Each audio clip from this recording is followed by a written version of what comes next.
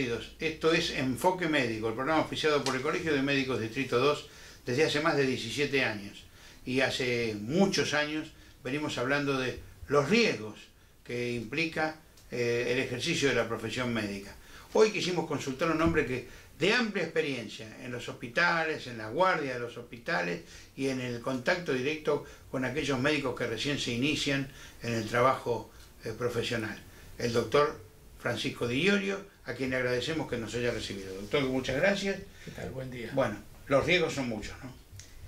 Y los riesgos, como bien decía usted, Carlos, hace 17 años que usted hace el programa y yo creo que arrancamos juntos cuando le damos las charlas a los médicos que recién se recibían e iban a ejercer en el hospital público o en los lugares privados haciendo residencia.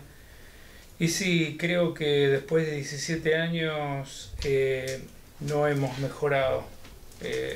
Creo que esta crisis, que en lo personal lo defino como una crisis nacional, en lo que tenga que ver en la formación y en lo que tiene que ver respecto al ejercicio, al riesgo en el ejercicio profesional, ha aumentado. Sin ir mucho tiempo atrás, usted imagínese que nosotros los médicos en época de pandemia éramos aplaudidos a la noche, ¿recuerda usted? Sí, perfectamente. Hoy somos cuestionados si tardamos un rato más en atender en las guardias, sea públicas o privadas, Capital Federal o Provincia de Buenos Aires. Y esa crisis que yo siempre la dividía en tres, yo siempre traté de dividir por qué el aumento en el riesgo en el ejercicio profesional. Decía que había una causa en la cual todos, sin ser en este caso usted periodista o yo médico, la atribuía a gran parte de la sociedad. Decía que la sociedad está mal formada para aceptar la muerte, aceptar la mutilación o aceptar los fracasos de la medicina. ¿Por qué? Porque yo siempre digo que los avances muchas veces son mostrados en la televisión, en los medios, diciendo se trasplantó un corazón, se trasplantó un riñón, se hizo un renopáncreas. Pero eso no es en todos los lugares, eso no pasa así en todos los lugares, sobre todo nuestra gran diferencia con el primer mundo. Entonces esa sociedad que no está formada para aceptar el fracaso nos somete más cada vez a los médicos a tener que brindar un resultado. Y la profesión médica no es de resultado. Nosotros ponemos lo mejor que tenemos, pero no podemos brindar un resultado. Si bien hay especialidades que tienden a brindarlas, la definición así lo dice, la estética, no la reparadora, la anatomía patológica y el diagnóstico por imágenes deben ser de resultado, el resto no. Pero la sociedad no lo entiende, no lo comprende, le resulta difícil. Después hay una gran parte, la otra tercera parte que lo llamo yo, que es la formación del médico. El médico cada vez tiene menos tiempo para formarse, el médico cada vez tiene menos tiempo para estudiar, menos tiempo para dedicarse a investigar, que es uno de los pilares de la medicina. La investigación no la hace. La investigación, la docencia y el aprendizaje continuo, el médico lo ha tenido que dejar. Usted puede decir, ¿es una crisis propia de la profesión o es una crisis de las instituciones? Y yo incluiría a todos. La Constitución Nacional, si bien dice que la salud es un hecho primordial que no tiene precio, no le fija precio, y dice que primero salvar la vida, luego salvar el órgano y por último la función de ese órgano,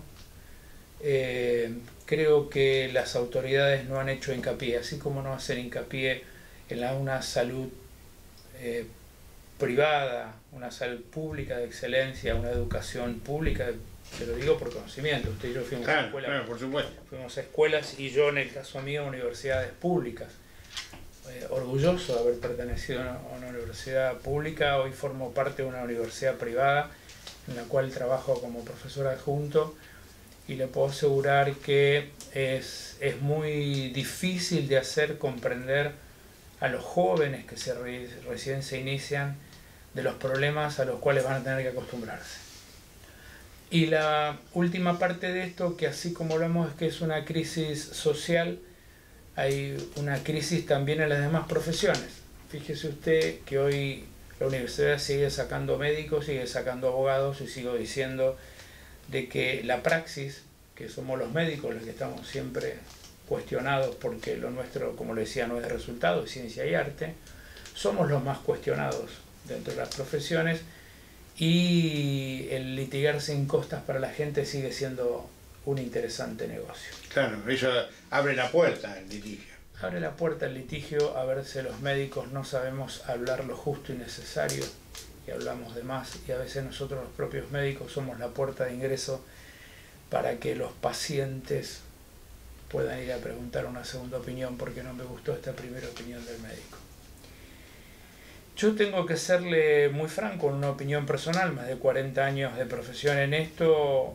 Nosotros hablábamos diciendo antes, tengan una buena relación médico-paciente, llévense bien con la gente, traten de abrir la puerta del hospital y recibir al paciente como alguien que viene con una necesidad, porque no viene al hospital público o la guardia de un sanatorio porque quiere vernos a nosotros, viene porque tiene una necesidad. Y la necesidad hoy del que viene a ver al médico muchas veces no es solo un estado de necesidad física, sino psíquica, porque tiene las necesidades básicas insatisfechas. El médico tiene las necesidades básicas insatisfechas. Claro. El médico no tiene un sueldo acorde a la profesión que realiza, el médico no llega a fin de mes como el resto, y el médico tiene que poner una cuota más, que es lo que hoy no existe en la sociedad, que es la paciencia para poder comprender al prójimo. Por eso, cuando hablamos con ustedes de qué tema hablar, si la profesión médica es vocación, profesión, necesidad, hoy no sé cuál es, Carlos, después de 40 y pico de años. Además se agrega un hecho importante, ¿no? Después de estudiar tantos años y de trabajar, de poner el esfuerzo, de poner el cuerpo, de poner la cara para atender a los pacientes, la frustración que debe sentir el médico que llega a su casa y no tiene los elementos y el dinero necesario para poder vivir con la dignidad que cualquier persona se merece, pero que en particular él debe decir, yo doy mi esfuerzo para ayudar a los demás, pero nadie se preocupa por ayudarnos a nosotros, ¿no? Fíjese usted, es tan importante lo que dice que yo, mientras usted estaba hablando, yo lo relaciono con el dinero que no alcanza para vivir y el dinero que no alcanza para formarse. Hoy hacer un curso de posgrado le lleva el 0,3% lo que cobra como sueldo. Ayer leía el sueldo del médico del hospital de 36 horas, 600.000 pesos. Si uno va a hacer un curso de posgrado, no va a gastar menos de 200.000 pesos por mes. Es decir, la tercera parte de lo que usted gana trabajando lo tiene que dejar para formarse, y si paga eso no paga el alquiler, si no, no paga la matrícula o no paga la caja. O no paga la cuota del colegio del chico. Entonces, yo creo que esta es una crisis terminal, no de la medicina, porque la medicina va a seguir existiendo. Y las instituciones tienen que seguir formando. Pero sí creo de que en esta crisis en la cual estamos todos inmersos, pedirle de vuelta sacrificios a los médicos, porque acá viene la parte que nos toca como institución, con la cual hablamos siempre en mesa directiva, que uno vive pidiéndole al médico que se capacite, que estudie, que se profesionalice, que trate de tener paciencia. Hoy lo que le pido al médico desde mesa directiva es que trate de ver al otro no como un enemigo, sino que trate de ver al otro en un estado de necesidad.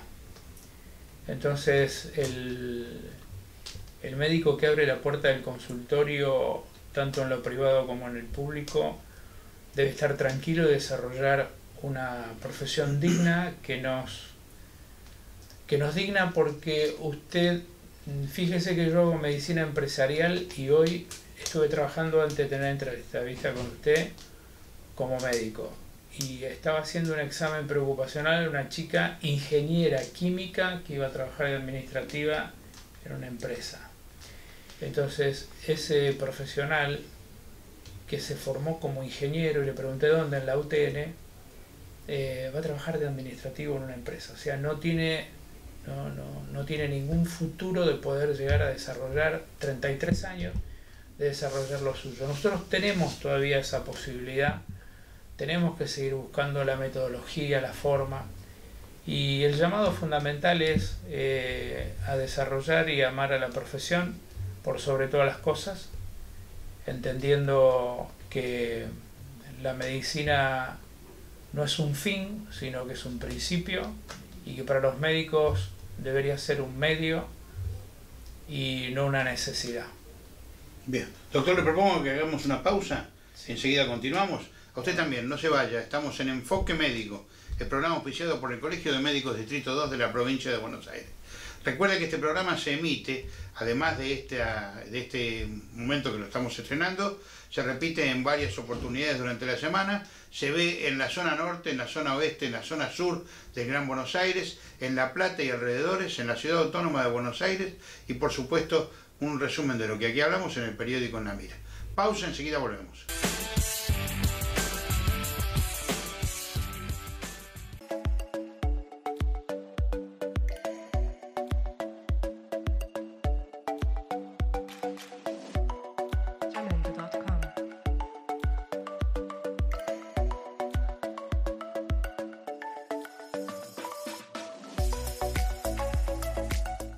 Para construir, ampliar o modernizar su casa, usted tiene un aliado formidable, Corralón Fava. Más de 50 años al servicio de la comunidad, con los mejores precios y calidad de toda la región. Encuentre en Fava todo lo necesario para su casa. Tenemos tarjetas de crédito, no deje de consultarnos. Avenida Eva Perón, 2550 en Ranelagh. Teléfonos 4258-8408 y 4258-2476.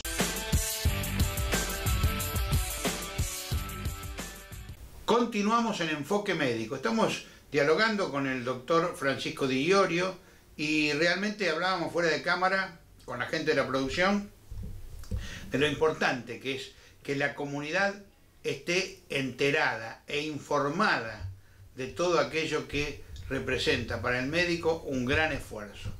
Y otro de los problemas que representa un gran esfuerzo para los médicos es aceptar que el paciente al cual le ha puesto la máxima preocupación, pero que por ahí alguna cosa no salió como usted decía, como la naturaleza disponía o cosas por el estilo, y la gente no está preparada para aceptar que eso no es culpa del médico, tiene otros motivos, y entonces inicia con alguien que en el oído le está diciendo dale, dale, dale, dale, dale, dale, inicia una demanda por mala praxis. ¿Eso ha crecido, ha bajado? ¿Cómo está eso?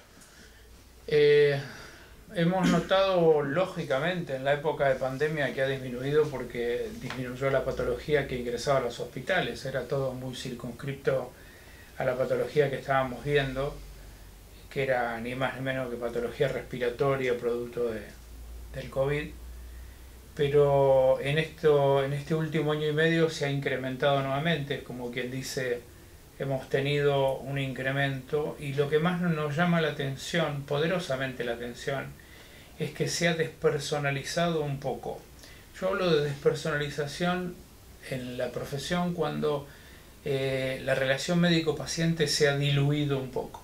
Cuando usted viene a verme a mí y aparte va a ver a otro profesional y otro, y entonces en la demanda entran muchos médicos y el fiscalía, supóngase el paciente ha fallecido, y fiscalía llama a una serie casi sin fin de profesionales que han intervenido en un hecho o en un proceso. A veces son más de 20 profesionales, como lo que hemos tenido en la zona sur, cerca de Sus Pagos, en Berazategui,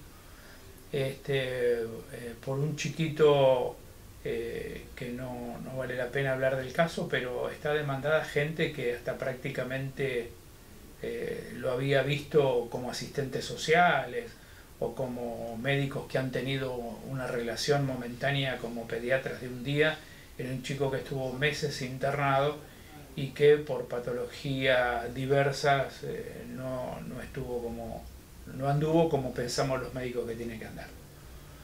Esa es una preocupación en grado sumo, la despersonalización de las situaciones personales en las enfermedades.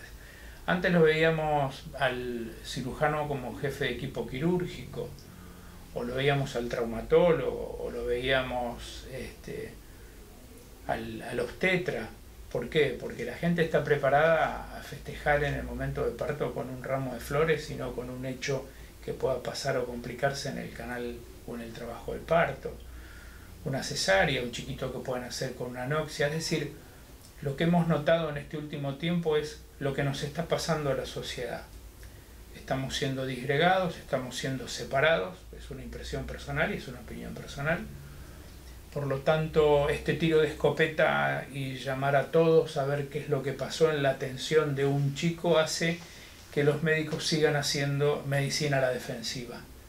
Si puedo lo veo y no firmo y no sello, si puedo me escapo, si veo y me cubro y pido estudios de más, veo si lo ve mi jefe y yo no lo veo. Entonces, esta medicina a la defensiva perdón, hace que los médicos le sumemos un problema más a lo que decíamos.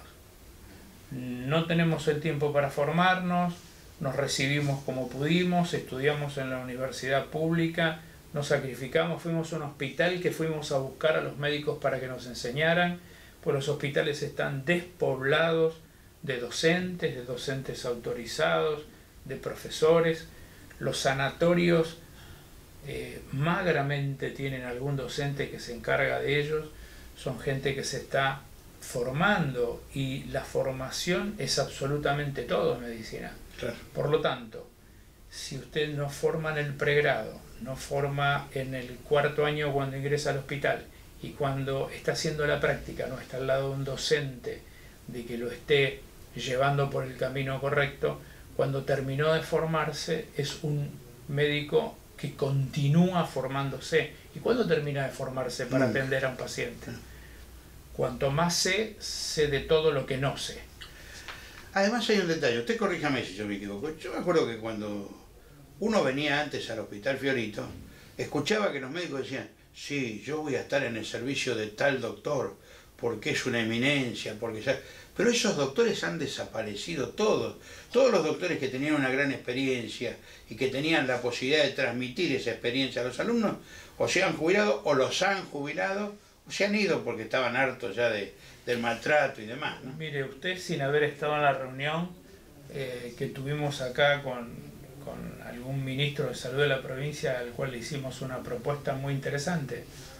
Nosotros decíamos, ¿el médico cuándo se jubila? Se jubila realmente cuando no quiere ejercer más la profesión. Entonces nosotros decíamos, ¿por qué hacer que el médico que hace asistencialismo, el médico que está en la guardia, el médico, además de hacer eso, tiene que enseñar? Le dijimos, el médico que se está jubilando, prejubilando, en el caso mío yo me jubilé hace 5 años y soy docente, convocarlo, decirle, usted no va a hacer tarea asistencial, va a hacer tareas de docente. Decirle si lo quiere hacer ad honorem o si lo va a hacer pagado y rentado. Yo me acuerdo que lo pedí hacerlo en el hospital. Me pidieron tantos requisitos, me pidieron tantas situaciones como tener que tener declaración de que no estaba sancionado penalmente, que tenía que ir a hacer trámites y trámites para ejercer la docencia en forma ad honorem. Entonces ya le quitan las ganas antes de estar inscripto. Si a todos los que nos estamos yendo o nos fuimos del hospital nos convocan para poder hacer docencia en nuestras horas que podamos, creo que los docentes no tendríamos problemas.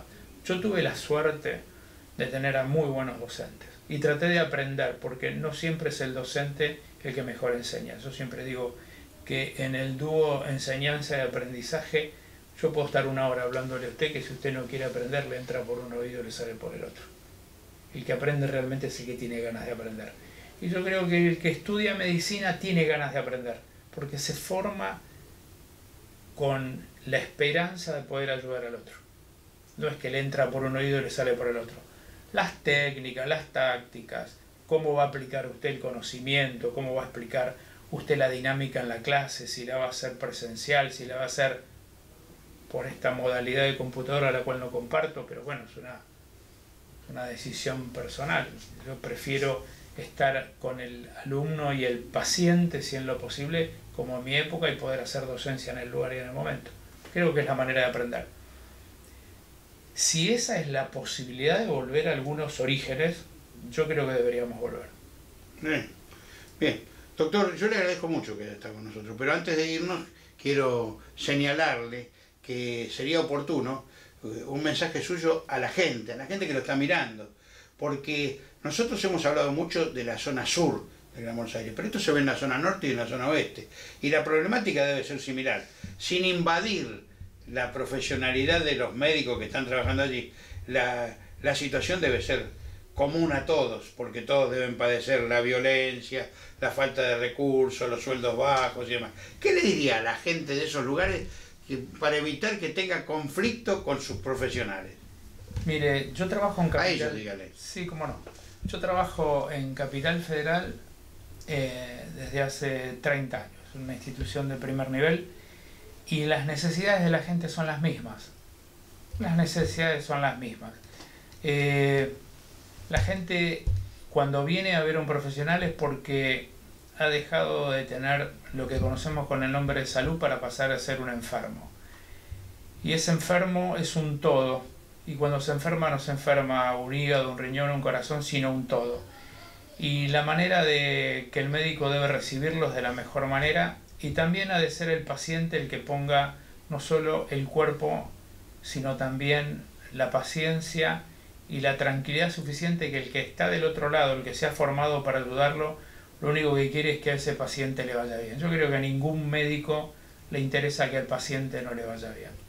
Entonces, así como le pido al médico que trate de seguir formándose en forma permanente y que entienda que la necesidad es lo que lleva a la gente a ser atendida en un consultorio, en un hospital, en una guardia, que a veces espera tanto tiempo, y entiendo la necesidad de la gente y entiendo la necesidad del profesional que ve 50 problemas diarios, lo único que le diría es, tanto al paciente como al médico, que traten de pensar de que uno tiene una necesidad y que el otro lo que quiere es ayudarlo, nada más que ayudarlo con las herramientas que tiene, que muchas veces no son todas, que muchas veces le faltan, pero lo primero que tiene es la palabra y la contención, y creo que la palabra y la contención que le puede dar un médico, que es lo que nos diferencia a los pacientes, que es el conocimiento. El paciente viene a ver al médico porque el médico tiene el conocimiento de lo que le pasa.